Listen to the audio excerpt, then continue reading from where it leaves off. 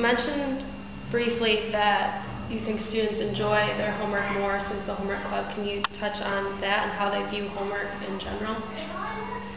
I suppose I just think back when we were kids, which is a long time ago.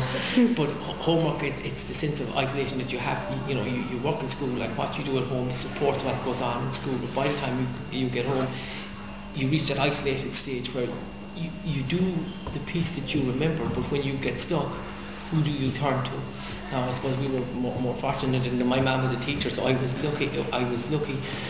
But in this case, they have somebody to turn to. They have somebody that can support them. I spoke with Dermot about this, and I don't want to underestimate it in any way.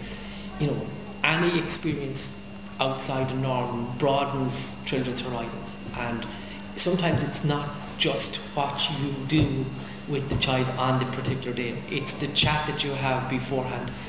It's the bond that you make. It's the relationships that you develop over 10 to 12 weeks that are important. A child is glad to have what they have done, but the child won't talk about the homework. The child will talk about Ginny, who's from California, to talk about Sarah's from New York, and they'll learn something about New York. They'll learn a huge piece about California. They'll learn all about America because there's so many other different states involved. But they're learning from that. They're learning from your life experiences, what your school system is like, what you did in school. And we're very, very fortunate that we have your students, service learning students from around the world to broaden their experience, to talk to them, to support them. It gives them a view of the wider world, the wider community, the way the world is today. And that's again just huge for children from our school. And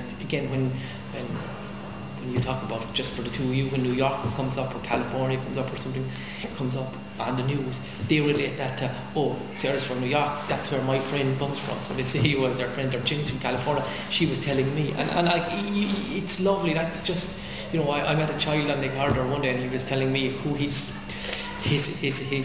helper was, and he was fascinated by some of the stories that were coming back. So that's lovely bond of friendship. And when you go and you're gone, we'll miss it, but you'll have left an indelible footprint here and also on a child.